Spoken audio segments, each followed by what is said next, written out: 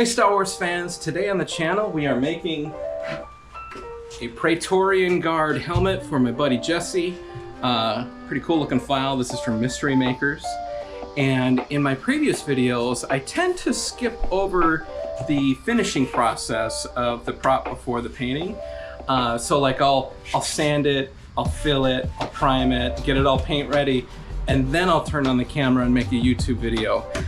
But the Praetorian Guard isn't the most elaborate paint job. It's pretty much just red and a clear coat. So I thought maybe it's time to make a new video on how to finish 3D prints, get rid of 3D print lines. So yeah, in the past, if you've seen all my videos, I guess I've done wood filler, I've done glazing spot putty, I've done glazing spot putty mixed with acetone through an airbrush, which is pretty fun, big mess. But I've also done some finishing with 3D printer resin, photo resin. And you know, back when I did it, I was super uncomfortable with it, wore a lot of PPE, which you should. But since then I've done some resin 3D printing, I've become more comfortable with resin. And yeah, so I figured maybe it's time to make a video on using that. So yeah, and then of course, as we go along the way, if I have any tips and tricks on how I finish my, you know, FDM prints, I'll share that as well. So yeah, here we go, let's get started. I have already started to do just a little bit of work on this helmet, but that's okay. We're gonna act like this just came off the printer and it's like we just took the supports off. After you get the supports off the helmet, first thing I'll do is I'll take my snips and go and find any places where the supports you know, have left any markings. Usually around the bottom, you'll have lots of little marks where you might want to take your snips and just go snip it off versus trying to sand it. It's just quicker to snip bigger little pieces off of the print and get rid of all of those support pieces. But so anyway, after you're done using the snips, getting rid of anything big, the next thing I'll do is I use this huge metal file. Very overkill for PLA, but it also helps you get through stuff faster. So on this area, I could sit and sand with this with sandpaper for days, or I can take this metal file to it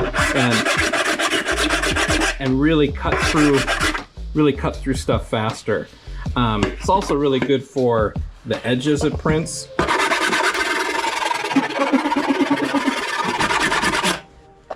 Now I don't have to worry about any sharp edges on this. So this metal file really kind of makes some of the work go a lot faster, but all of the high parts we want to knock down, and using this metal file just really makes light of the work. The top of helmets is usually where you have a lot of steps, changes in the steps between the print layers. And so up on the top here is where you usually see the lines most dramatically.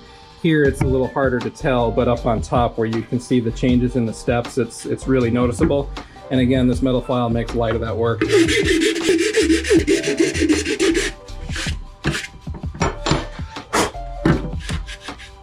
Okay, so yeah, we knocked that down. This feels a lot smoother already. We don't want to sand the whole helmet with this file. We just want to get rid of any of the really obvious high stuff, which I've gone around and tried to get just about all those spots already.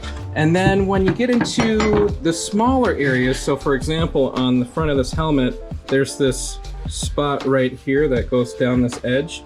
I can't quite get a big file in there, so I also recommend a set of needle files. And you have different kinds that are like rounded. The rounded ones work great for like eye holes and stuff like that. But I usually will use this flat end one for most props anytime there's some type of edge. And I'll go down the edge one way with it, and then I'll flip it and put it up on the side like that, so you get a nice sharp edge to all those pieces. And the needle files just make it a lot easier to get into those weird areas that are just, you know, hard to get into. One other thing I picked up from, gosh, another YouTuber, I can't think of her name right now. If I remember, I'll throw it up on the screen when I post this video. But she suggested this, which is a a callus remover. I think it's for your feet. Like you use this to get rid of calluses on your feet. But what it is, it's almost like a power sander, except its revolutions per minute or whatever, its RPM, is a lot less than like your average power tool. So something like this, you can sand on the PLA, and because it's not super fast, you don't get too hot and it doesn't start to melt stuff. So this is really good for trying to knock down some of those print lines as well. And when I'm sanding, this might be a good area to look at, is right here. You can see a little bit of the PLA unsanded down here in the corners. I usually just keep sanding until they'll start to disappear, because as soon as they start to disappear, now I can fill that and it won't take much to fill it.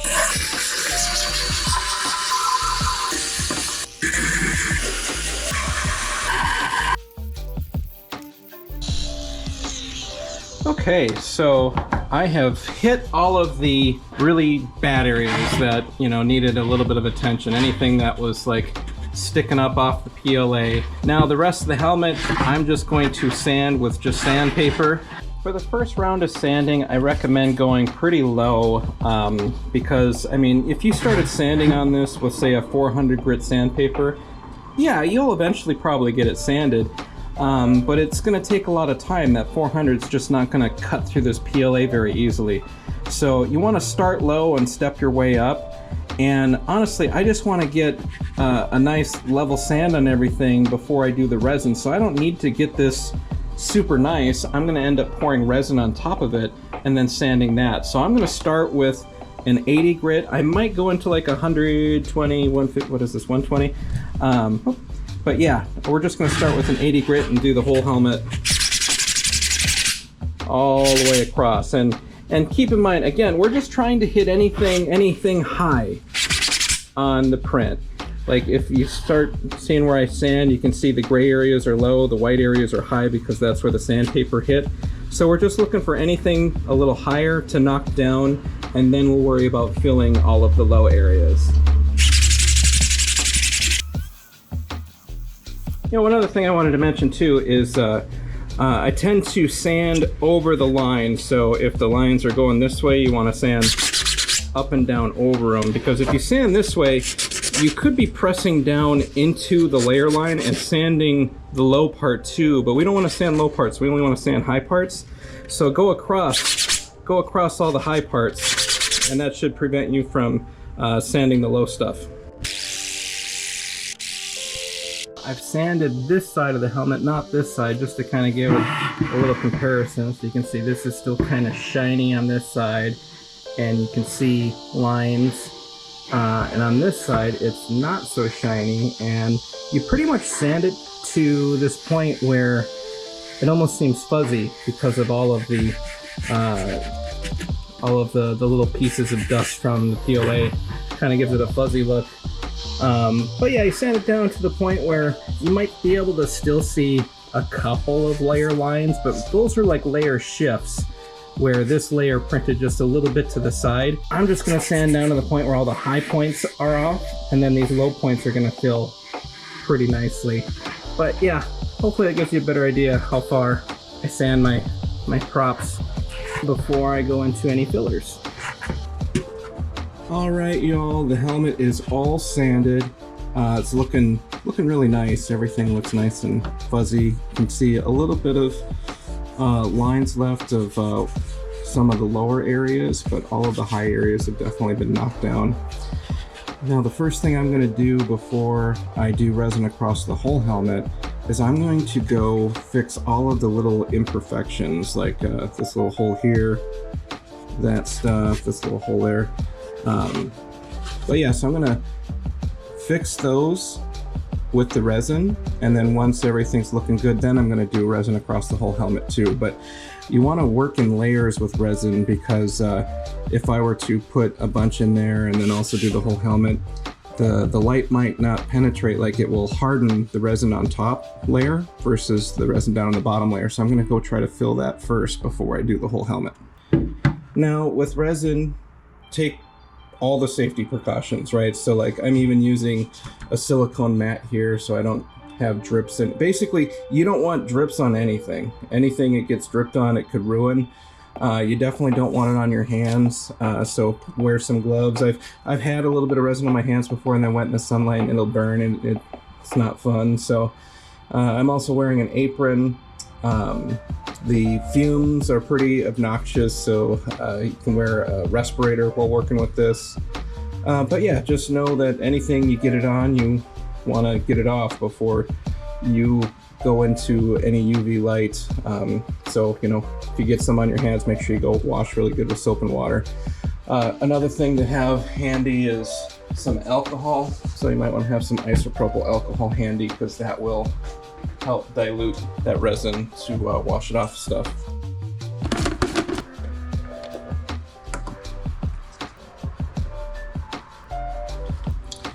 I'm just using this little pipette to fill the holes, but you could maybe just use a brush and just slowly touching where you want the resin to go.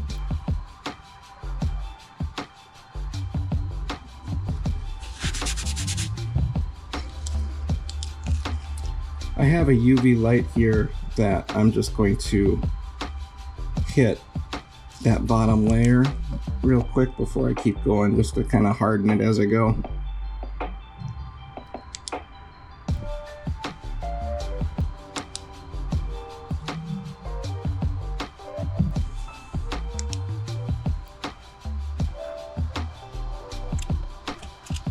Alright, so that hole is all filled up. I'm just gonna roll it once.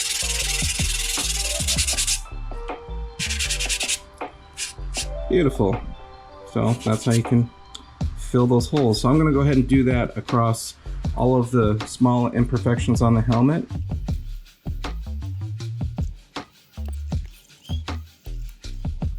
Okay, I have all of the holes filled in and sanded a little. So now I can go ahead and do the coat on the whole helmet. Now I'm just using a really cheap chip brush for this because you're most likely going to destroy this brush and need to throw it away, so don't use anything nice. And when I put this on, it's really the lightest coat possible is what I'm going for, because it tends to get down in the little layer lines just fine. You're not trying to add material to the helmet, you're just trying to fill gaps. So just the lightest coat is usually good enough. Plus you can always do more coats, so might as well do light coats on top of each other instead of thick coats where it might not harden all the way down because the light might not be able to penetrate all the way down. Plus it's just a lot more to sand off, so yeah, lightest coat possible is what I do.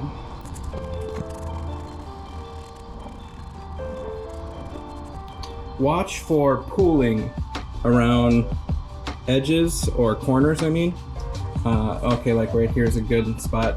So watch for that pooling. You want to make sure you get that and level that out before you go put it under a UV light or stand in front of the sun. Because that is kind of a pain to have to go in that corner and sand that. Okay, so I'm going to work in batches. So I've done this whole side of the helmet. Now what I'm going to do is I'm just going to go stand in the sun for a moment. So if you don't have a UV light, you can just use the sun. That'll work too.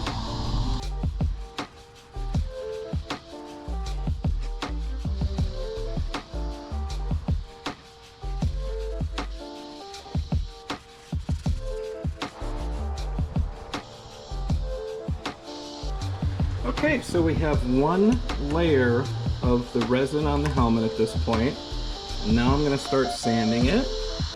Okay, all done sanding on the resin, and it has turned out really wonderful. I mean, it's like, it feels smooth as glass, but we'll see once I put some paint on if you can actually tell, because I used gray resin over gray PLA, so you can kind of see layer lines, but it's feeling super smooth.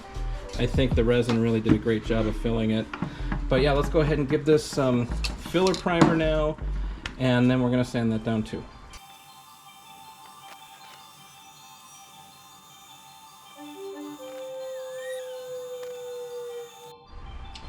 All right, I have sanded the filler primer with a 320 and then a 400 wet sand, and I even went in and did an 800 grit wet sand just to make it super nice and smooth.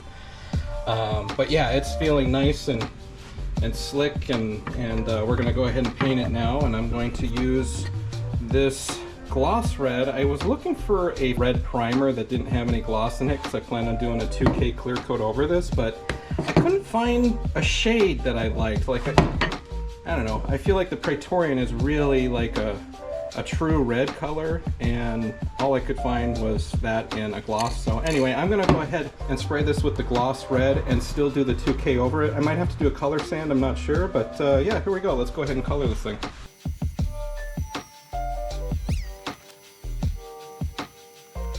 Okay, so I have given the helmet a couple of hours to dry, and it turned out really good, except for just a little bit of orange peel, which you might be able to see in the reflections.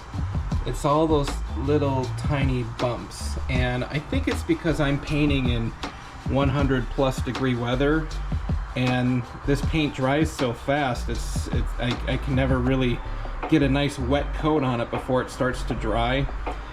So anyway, I plan on putting a clear coat over this anyway, so what I'm going to do is I'm going to color sand this before I do the clear coat, and that should help me get rid of the orange peel that's happening, and also scuff the finish on it so that I can have something for that clear coat to hang on to. So that's what we're going to do next. Okay, to color sand this, what I'm going to do is I'm going to take this Scotch-Brite pad and just keep dipping it in water and lightly going over the paint to the point where it starts to take off that orange peel, take off a little bit of the shine, but not take the paint off. So we're just trying to scuff up the finish and make the finish nice and smooth before we go put a new coat over it of clear coat. With the Scotch-Brite pad, it's kind of neat because if you push hard, you know, if you put a lot of pressure on it when you're sanding it, it's almost like using a 400 grit. And if you use really light pressure, it's almost like 1,000 grit or possibly even higher. But yeah, so I'm just gonna go over the whole finish of this until everything's scuffed and I don't see any more orange peel, and be very careful around all of the corners, the edges, you know, little places like here, corners right there, because that's where you can start to burn through the paint too fast, and we don't want to see any of the gray underneath. We want it to all stay red. We just want everything to be nice and smooth. So I'm going to stay away from the corners and just kind of do more of the flat surfaces and try to get rid of some of that orange peel. Okay, I've color sanded just this main piece down the center. Just wipe that off quick. So you can see how this it's now got like a sheen to it and not a shine. So like right here you can see the shine from outside of the garage, and right here you can just see a little bit of sheen. So I've taken all of the shine off, but the color is still there. So just don't burn all the way through the paint, otherwise you'll have to stop, repaint and recolor sand. But we're gonna make the whole helmet look like this, and then when I do my 2K clear coat, it should be vibrant like this again, only even glossier. So I'm gonna go ahead and sand the rest of the helmet. All done with the color sanding, and everything is looking nice and smooth, and I got rid of all of that orange peel that I was seeing earlier with the gloss paint. And then I just washed everything off, made sure it's nice and clean, and now we're gonna mix up a little bit of our 2K clear coat and give this thing a beautiful show clear coat.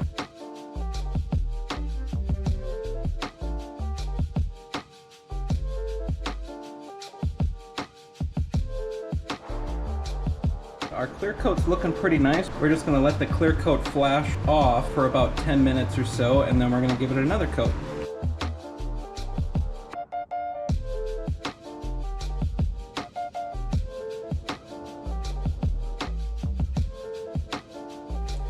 And here it is all done.